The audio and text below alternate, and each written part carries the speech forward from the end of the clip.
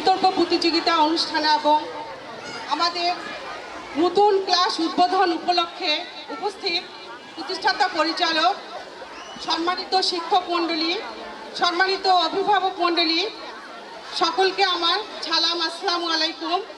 এবং সকল স্টুডেন্টদের প্রতি রইল শুভ নববর্ষের শুভেচ্ছা ও অভিনন্দন।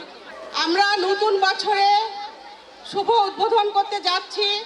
আমরা সবার কাছে দোয়া চাচ্ছি, আমরা যেন নতুন বছর সব কিছু পেছনের দিনগুলোর কথা ঝেড়ে ফেলে এবং নতুন বছরে নতুন কিছু উদ্যোগ নিয়ে আমরা এগিয়ে যেতে পারি।